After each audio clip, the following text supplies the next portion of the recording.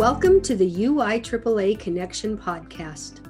Hometown Ticketing is proud to be the exclusive sponsor of the UIAAA Connection podcast and to provide schools nationwide with the best options for digital ticketing for their events. Visit their website at hometownticketing.com to learn how they can make digital ticketing possible and simple at your school. Thank you to Hometown Ticketing for their exclusive sponsorship of the UIAAA Connection podcast. Welcome back to another edition of the UIAAA Connection. I'm your host, Mark Hutch Hunter. Today's guest is Rob Cuff, Certified Athletic Administrator and Executive Director of the Utah High School Activities Association. Welcome to the podcast, Rob. Thanks, Hutch. Thanks for having me. Let's begin by having you share with our audience here in Utah and nationally where you grew up in that Richfield area and tales from your youth, playing sports, growing up, first job maybe before you went off to college.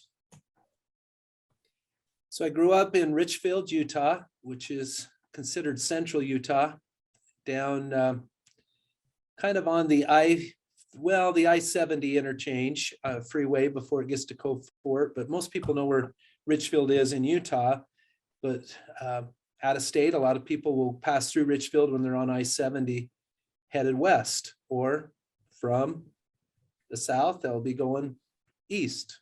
So anyway, it was great. It was fun growing up in a small town. My dad was my high school basketball coach, so we were a sports family. I'm the oldest of five. So I have four siblings, a sister and three brothers.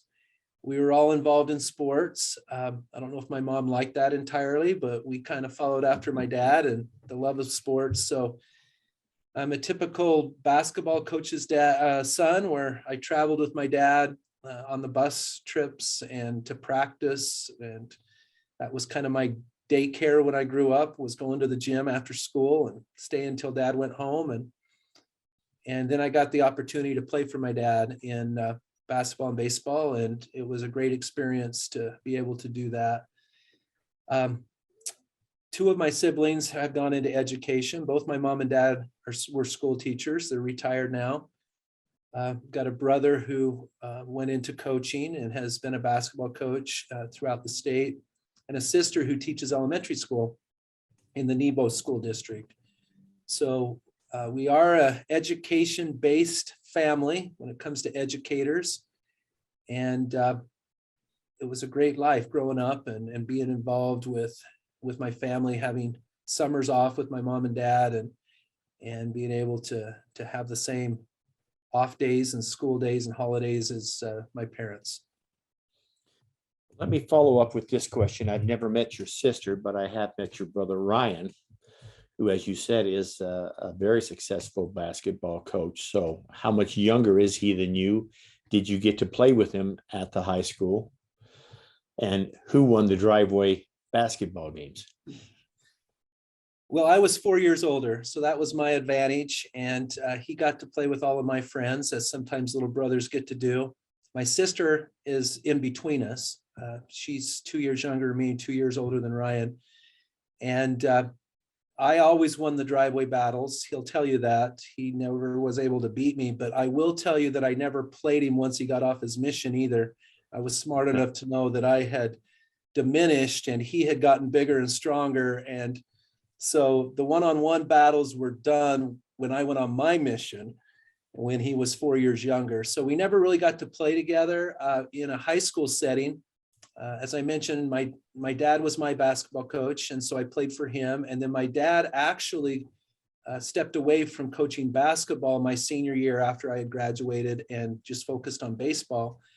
And then Ryan played for a new coach. Ryan was an eighth grader when I was a senior. And then once I graduated, he came in as a ninth grader and had a very successful career at Richfield, and then obviously went and played at BYU and Arizona State and Weber State. I came home from my mission, got right into coaching. I was fortunate to get on as an assistant coach at Mountain View High School, where I was going to BYU and getting my degree, and coached with Carl Ingersoll longtime high school basketball coach in Utah. After 1 year, I went over and was on Roger Reed's coaching staff as a graduate assistant. I was still an undergrad, but it held that role. And I was actually the BYU JV basketball coach. While for 3 years, as I was at BYU, I was the last BYU JV coach before they dropped the program back in 1993. So that's kind of how I got my start. I don't want to get too far ahead, Hutch, but that's kind of Okay. the background. And so how was it? Did they have decent Little League basketball and baseball leagues in Richfield, or because basically Richfield's the biggest city between Utah County, well, I guess till you get to Cedar. Between Payson and Cedar City, basically. Yeah. I mean, we have the only Walmart. So I think that Walmart serves 6 counties, if I'm not mistaken.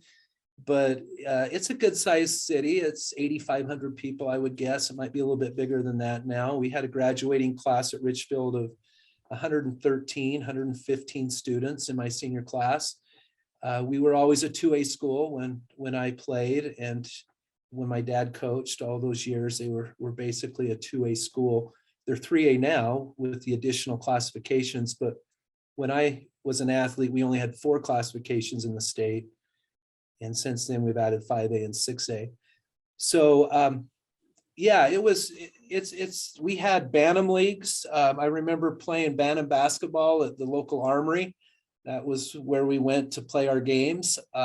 At the junior high, there's an old junior high in Richfield, and we played a lot of our Bantam games. When I say Bantam, 6th grade, 7th grade, 8th grade, I don't really remember playing organized sports before the 6th grade.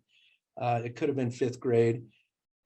We played a lot of Little League baseball, though I remember starting Little League baseball at a young age, maybe 8 or 9, and playing the coach pitch first and then just working up. But we didn't really have any football opportunities till I got into 9th grade and was able to play football at Richfield. I played for Coach Paul Messersmith, a longtime football coach. And actually in 1984, when I was a junior, we won Richfield's only state championship in football in the history of the school, which was one of the greatest memories that I've had too as an athlete. And then we followed it up with a basketball championship that March, my same junior year, 1985. That was my dad's last state championship as a coach. Yeah, that's a rare combination, football and basketball in the same year. I had a comment regarding the 4 classifications when you played. When I played, I think it was still A and B, A. Hutch. I think it was A and B, although it might have maybe right when I graduated in 71 or close thereafter, they went to like a Double A and B. Yeah, type of a thing. So yeah, that just makes me a little bit older than you.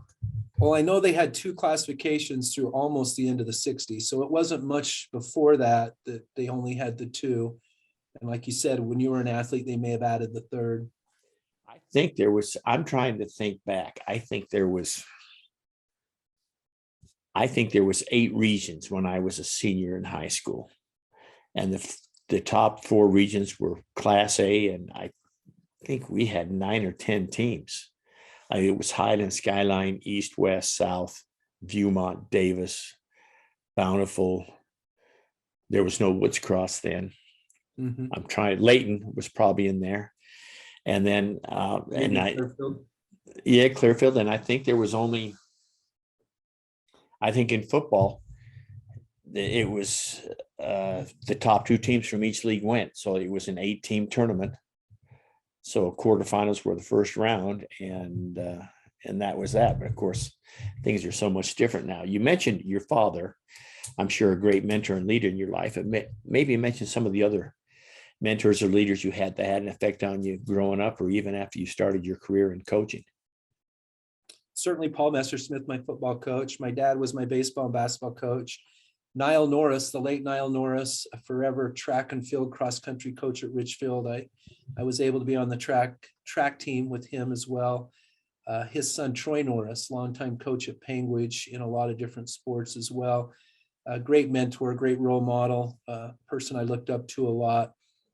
And then when I got out of high school, went on my mission to Dallas, came home, wanted to be a coach like my dad. So I immediately, while I was a student at BYU, got into coaching, as I mentioned earlier, with Carl Ingersoll, who was the head basketball coach at Mountain View High School. I was his assistant, coached the sophomores. Then went over to BYU as the JV coach and was fortunate to be on the staff with Roger Reed, Tony Engel, Charles Bradley, Jeff Reinert, and all great people. Learned a lot from each one of them. And then when I went back to Mountain View after I had graduated, of course, Joel Gardner was the person that hired me. Bill Delaney was the principal. Joel was the AD. And Joel was a role model for me as well, and became even more so as I got into athletic administration. And certainly I was coaching his son, which was a great opportunity, who's now the head basketball coach at Skyridge. He's been at Brighton, been at Mountain View as the head coach. He was on my state championship teams as my point guard. So I would say that those are my role models. Certainly John Wooden has had an effect on my life. My dad's hero is John Wooden, and he was an English teacher. That's what I ended up being, was an English teacher. And so I have confided in a lot of John Wooden throughout my life, both in basketball and also philosophy and education. And I own 13 of his books. I don't know how many books he ended up with, but I have 13 of them and look at them often. And I was able to meet him in 1998 at the Utah Tip-Off Club, which was a club that was pretty much organized and founded by Tony Engel in our state. And they would bring John Wooden in every year to kind of give away the coaches awards. And I got to meet him. I was fortunate to be the Utah's coach of the year in high school in 1998 and have pictures with him that I have here in my office, and was a great inspiration to me. And though I don't feel like we were close enough to where he would remember me, but I felt like his inspiration and motivation was enough, and certainly his life lessons and education-based activities. Share with our audience what your biggest failure was and what you learned from it. Well, speaking of coaching, I think all of us coaches have had failures. And I didn't spend a lot of time at Mountain View. I spent 8 great years, 1 as an assistant coach and 7 as a head coach.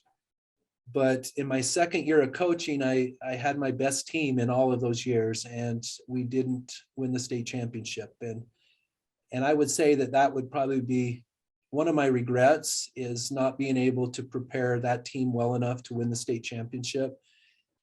We won 22 games that year and didn't win this championship. I had a team that won 18 games and won a championship. I had a team that won 20 games and won a championship. But this was a special team. It was only my second year coaching. I had inherited some good players. I was still learning the ropes as a head coach. I was very, very young.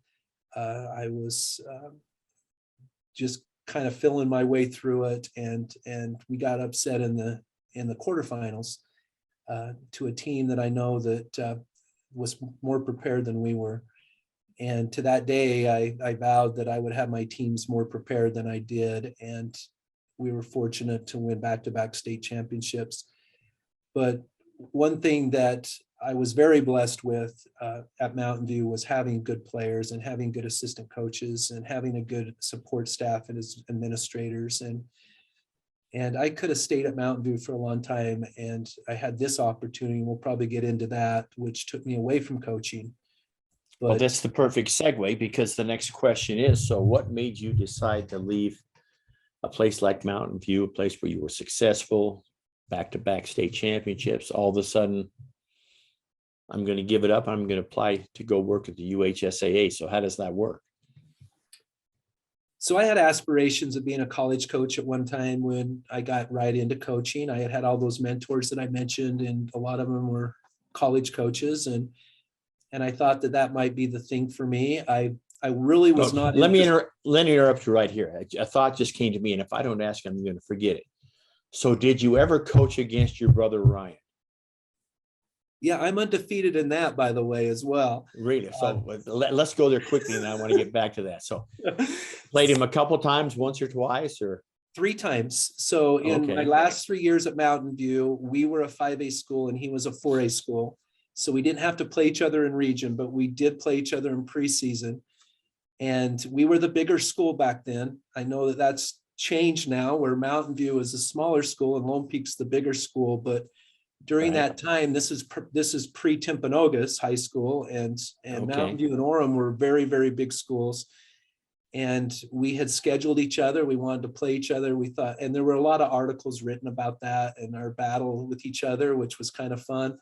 And mom and dad would come and they would set exactly on the 50-yard line in the gym. And usually mom would wear one school stuff and dad would wear the other school stuff. And then they would switch the next year. So we had a lot of fun with it, had a lot of close games. But and then Ryan ended up winning a state championship at Lone Peak after I was done at Mountain View. So it was probably good I didn't play him that year. But it was fun. There were some great battles, and Lone Peak had not been a school for very long when Ryan got there as the head basketball coach, and we played for 3 times before I went to the UHSAA. That's excellent. I'm sorry to digress. So let's get back to, and when you're old like me, if you get a thought, you forget it. So I had to throw that in there. So, and I had no idea that we were talking about how you decided to leave the good life, the good coaching position at Mountain View, and take the job at the UHSAA. You were explaining how you had wanted to be a college coach, and then I interrupted you. So I did. I had some aspirations of going college and seeing what I could do with that, and working my way that way somehow. But as I got into athletic administration, as I mentioned earlier, Joel Gardner is just a tremendous person and a great athletic director and a great former basketball coach at Mountain View and at Orem.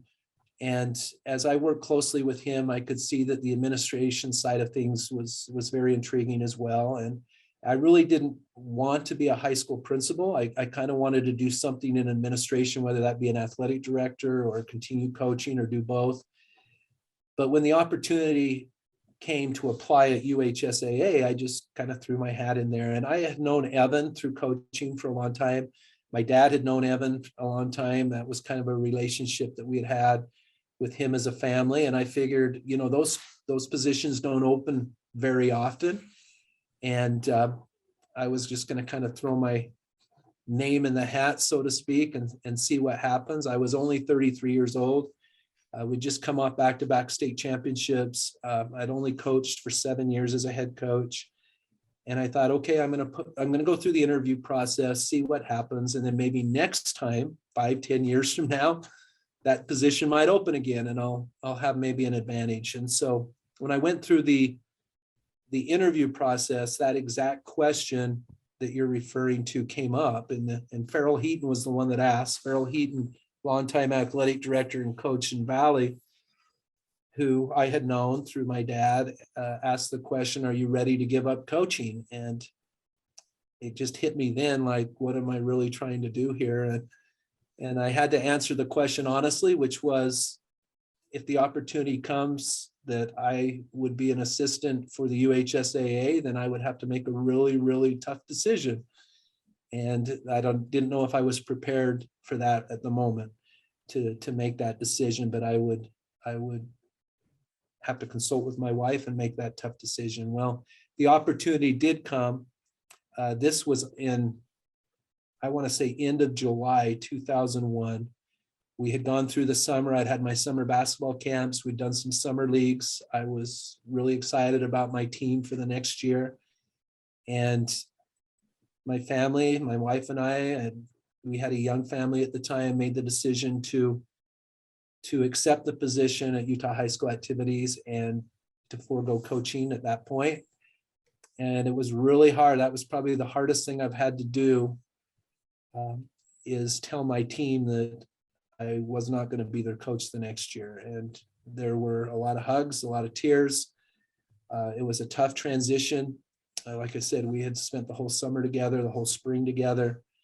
But I knew who Evan Exel was. I knew who Jerry Bovey was and Dave Wilkie. And I just felt it was the right time for me to get into administration and to take advantage of the opportunity, and the rest is history. So you moved into the UHSAA building in the fall of 2001.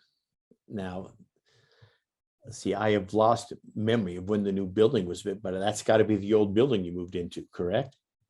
Yeah, 2001, there was kind of a interesting timeline. We moved into a new house in February. My last daughter, my fourth child, our youngest, was born in June. I took this job end of July. 9/11 happened September 11th, 2001, less than a month after I took this position. And then we moved into the new building December of 2001. So I was actually, my office was in the halls of the old building. They didn't have enough offices for me to have. Yeah, I was going to say you would have been in the hallway then. So I had a desk right across from Jerry Bobby's office in the hall. I had my own phone line, fortunately. I remember that. Cell phones were just barely starting to be a big thing. But 5 months later, we moved over into the new office now, or new office at the time, our office now. And we just celebrated 20 years in this office just probably a week ago. Yeah, incredible. That's, yeah.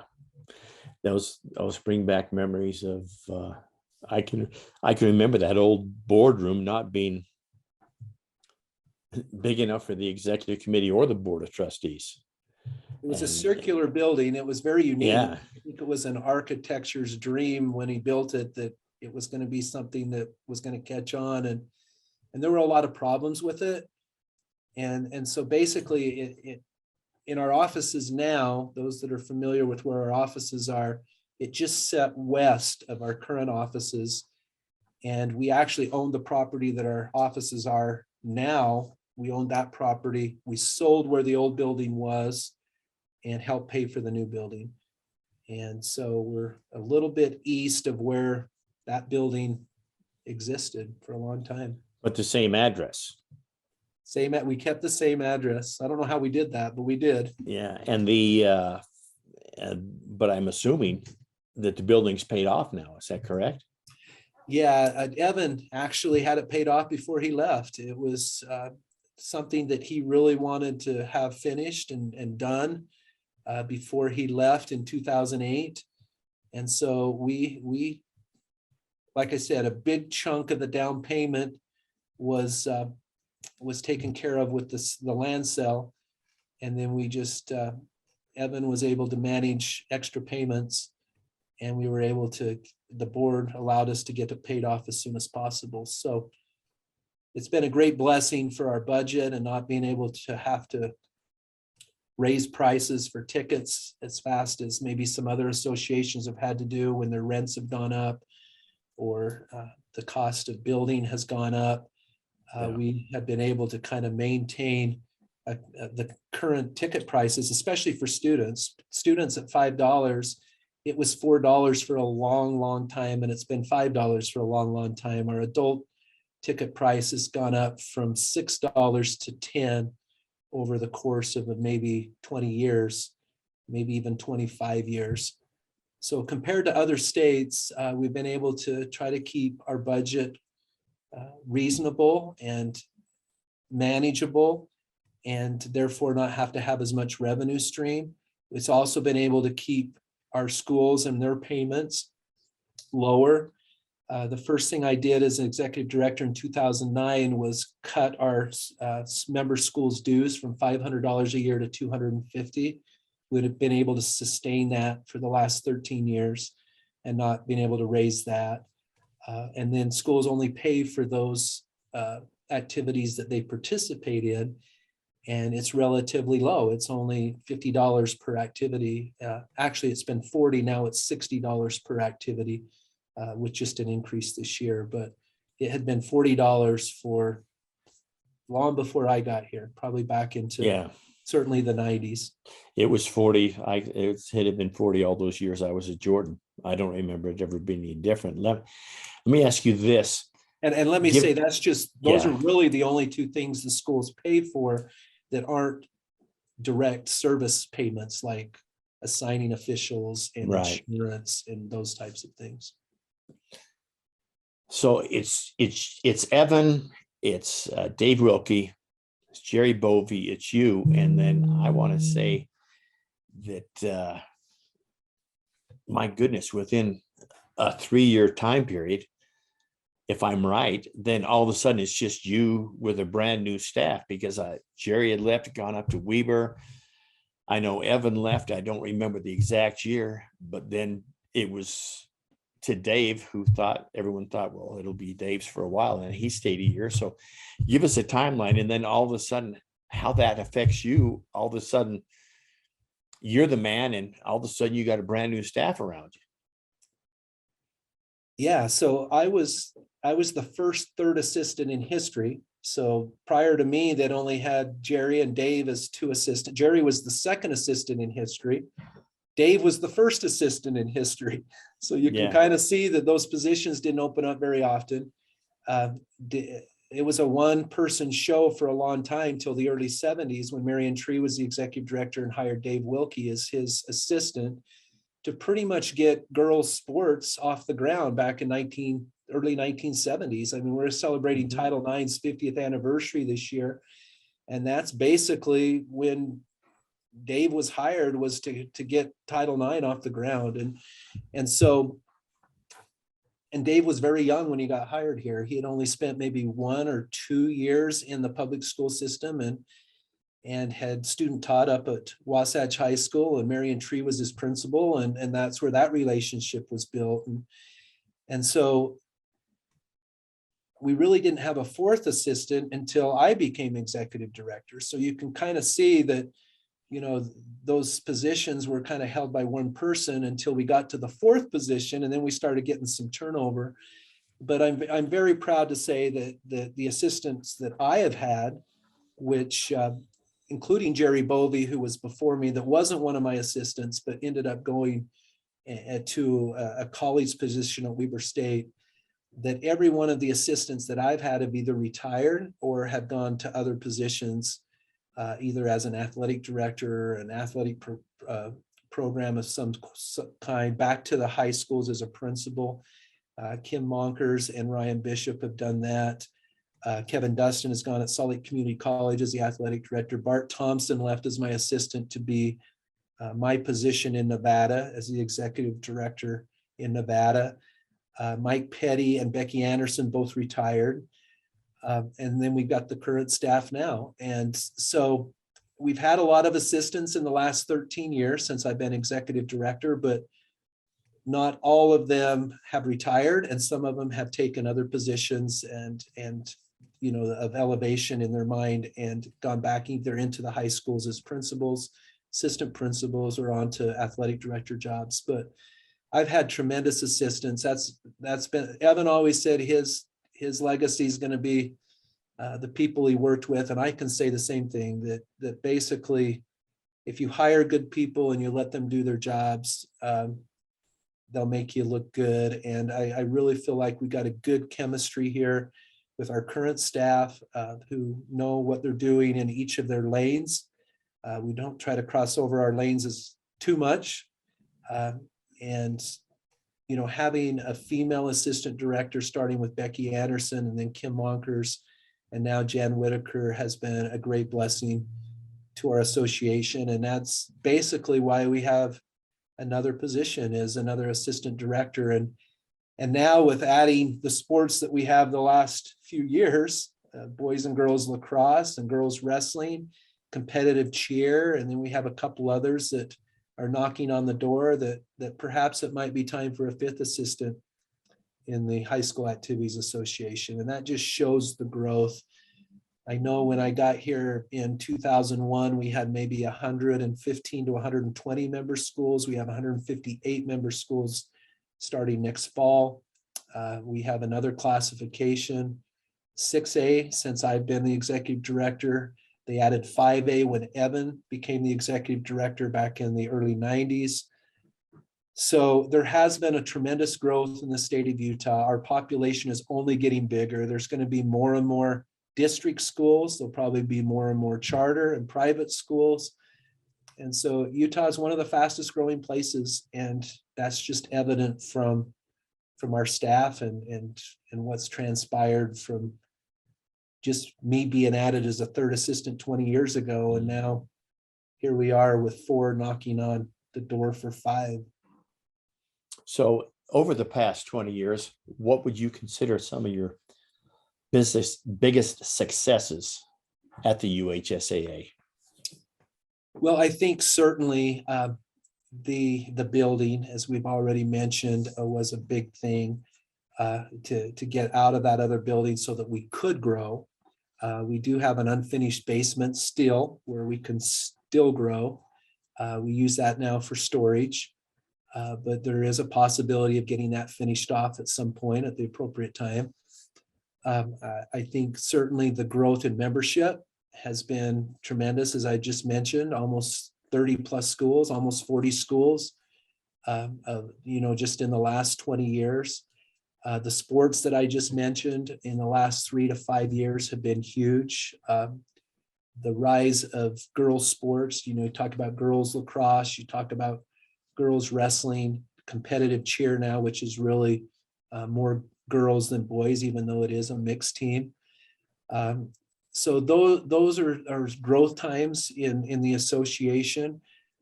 Certainly the job has changed. The job has changed a lot.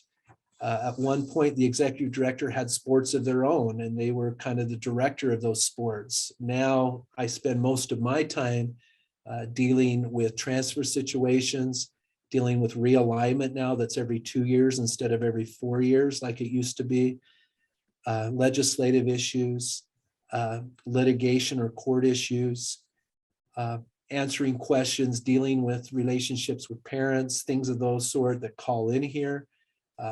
Those things have made the job even harder. You're more accessible now with cell phones and emails. It's very hard to get away from the job.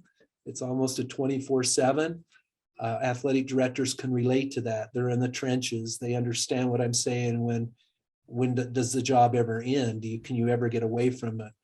And I just think with social media, with the emails, with cell phones, I think most everybody's job has changed to a degree, and it's no different in the UHSAA. Let's talk for a moment about your current position, not in Utah, but your current position nationally. And I want to bring in Big Rich Barton, who is also a Richfield kid.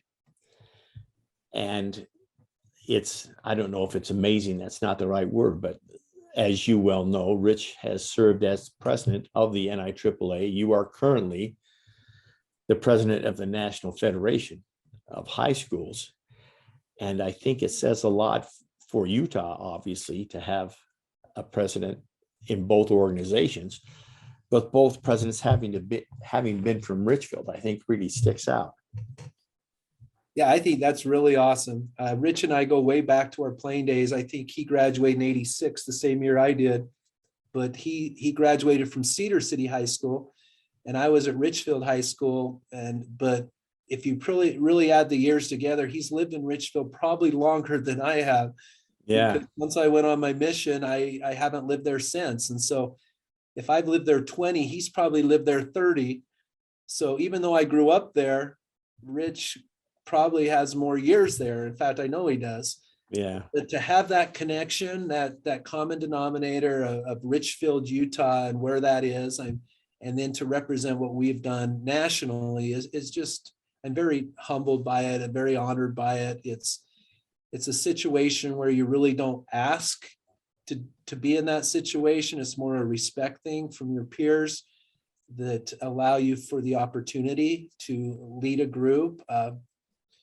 Rich led the NIAAA board of directors and was the NIAAA president, and I'm leading an NFHS board of directors and the president of the NFHS, which really are one in a lot of ways. They're very partnered, similar to how we are in Utah with UHSAA and UIAAA, and really to do it right, there's no other way to do it. I mean, we have to be together. We have to be on the same page. We have to have the same goals. We have to be able to work together. And fortunately for me, I've had the experience of being in the trenches and knowing and watching a great athletic director, Joel Gardner, and being able to be his assistant, and was named the athletic director at Mountain View when Joel retired. And so I was the athletic director for about 5 months from April to August before I came to the UHSAA. So I really wasn't able to get a full year under my belt as the athletic director, but I had assisted Joel as an administrative assistant and assistant athletic director. And that's where I got my CAA, is really Joel's influence. We did it together and became certified athletic administrators a long time ago when there weren't that many. And so it was a privilege for me in the late 90s to be able to get that certification and to know how important it was. And it was very important to Evan Exel as well. And I think that was one of the reasons I was considered for this job. He thought it was very important, as I have done with my assistants, to get that certification. And I know John and Jan, or John Oglesby and Jan Whitaker, are two of our newest CAAs, and have done a great job of doing that. And I'm very proud of them. But getting back to the national aspect, Hutch, it is very humbling and a great opportunity. I'm glad it's a 1-year position because it does take a lot of extra work. It's not my new job, it's just an added job.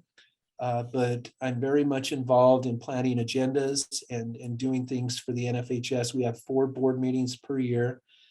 Plus some of my duties and responsibilities are to preside at our conferences. We have our winter meeting that's coming up here in 2 weeks in San Diego, where we'll have national council and business meetings and things of that sort, where we will conduct the business of the National Federation. And then our summer conferences in June and July, just the last week of June, first part of July. And that's where my term as president will end, and I will actually roll off of the NFHS board of directors at that time, having served the last 4 years on that board. Talk for just a couple of minutes about what a crazy September you just had, just 3 months ago, having to deal with the Federation.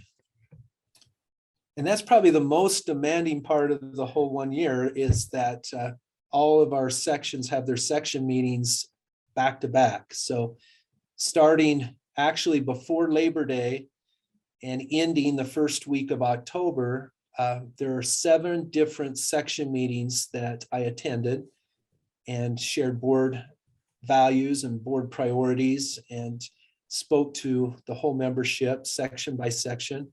We actually have 8 sections, in just like the NIAAA, but our sections 7 and 8 do our section meeting together. So there were actually 7 stops, and it was like home one day and then gone for 5 or 6 days, and then home one day and then gone for 7 or 8 days. I think I added up that I spent 4 nights in the month of September in my own bed.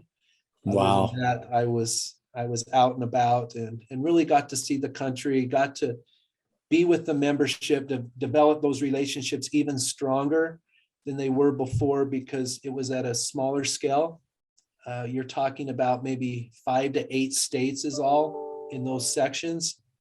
And it was just awesome to be able to travel with Dr. Carissa Niehoff and Davis Whitfield from the NFHS, who are our executive director and our chief operating officer, and be able to go to each of those and to be able to network and be able to get feedback from our members and our membership, our member states. Yeah, fascinating. Let's close up with a couple of questions, Rob.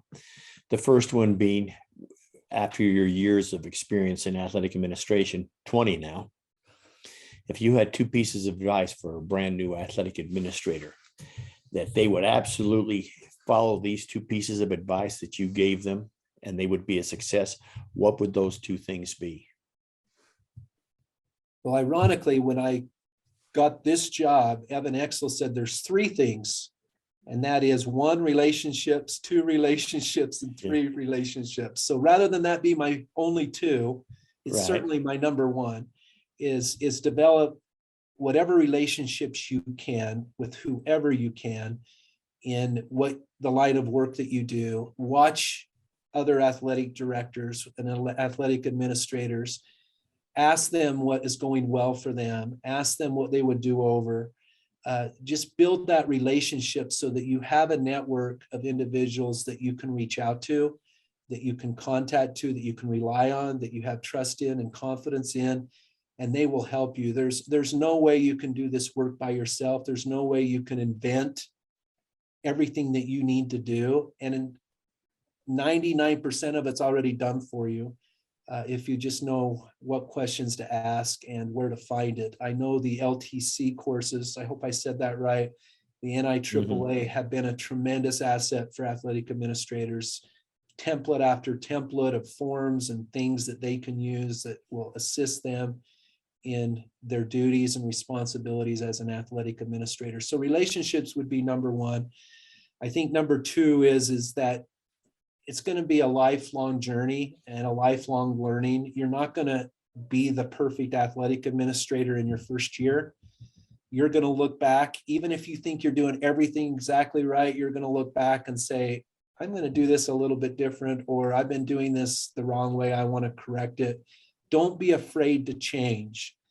Don't get stuck in a rut to where you feel like you got Groundhog's Day and you're just doing the same routine over and over and over. Have the flexibility to change, because you can always improve and get better. And you improve and get better by doing it together. And that's where the relationships and my second point about being flexible go hand in hand. Well said. What question should I have asked you, Rob, that I failed to ask? Shot clock. Okay, let's finish up with the shot clock, because we know it's coming down the pike. So that's been the buzzword for a long time, right?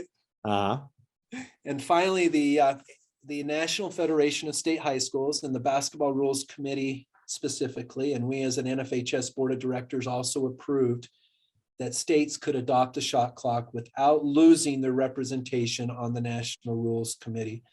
And that was a big thing for the state of Utah and our UHSAA Board of Trustees is that we didn't want to do the shot clock and then lose the opportunity to be represented on the National Rules Committee. And so that has been the hurdle and the stumbling block in the past. That was lifted this past year, and our state went right to work on determining whether or not our administrators and our coaches were ready for the shot clock. And we've done a lot of surveys, and there's going to be a presentation and probably a vote in our January meeting on January 12th. So instead of saying what I think might happen, that might be a good day for a lot of people, but we're going to have to wait for sure to kind of see what happens. But we've had a committee put together, a steering committee, who has analyzed the pros and cons to a shot clock. Certainly costs are one of the things that has been talked about, and not only the cost of the equipment, but also the cost of putting an extra body at the scorer's table to run the shot clock. And not only at the varsity level, but are we going to do it at every level, which includes the sub-varsity levels. And if you do it at every level, and if you have a second gym, what are you going to do in the second gym? All those questions have come up. Officiating with the shot clock is going to be a little bit different. I don't think it's going to be much more difficult, but it will be different. You know, as a basketball fan, if you are, that you have issues with the score clock at the end of quarters, stopping it in time, it going off when it shouldn't. That's going to happen more often with the shot clock, because you're going to have a clock on every possession. So those are concerns, pros and cons that we've talked about, but the vote will come in January on whether or not the shot clock will be implemented for the next basketball season, 2022-2023. The committee could decide to implement it later than that year, but that will be the question on January 12th. Well, that's great information. And actually, by the time this episode airs, it will be past the January 12th. So when people are listening to this, they'll say, hey, we've already decided one way or the other. So, yeah. So if the shot clock doesn't get implemented for next year, it could be implemented in the future. I don't want people to think that because it wasn't, it's a dead issue, because that is the big question right now, is when to implement it. It could be as soon as next basketball season, but it will be implemented as soon as possible with the blessing of our member schools, their administrators, their coaches. And it's been a long time coming, and we now have the opportunity to at least discuss it. Well, there you have it. That wraps it up for another edition of the UIAAA Connection. Once again, our guest today has been Rob Cuff, Certified Athletic Administrator and Executive Director of the UHSAA. Thanks for being part of the show, Rob. Thanks so much, Hutch. And let me just say thank you to the UIAAA and all the great athletic administrators that we have in the state of Utah. And we really do, and me personally, feel that work is an unthankful position a lot of times, and it certainly doesn't go unnoticed. And we appreciate all the work that's being done in our member schools, and a lot of that work in the spirit of athletics is done with the athletic director. So thank you. Thank you for your kind words. For our listeners, we hope you tune in again next week for another edition of the UIAAA Connection. See you next week.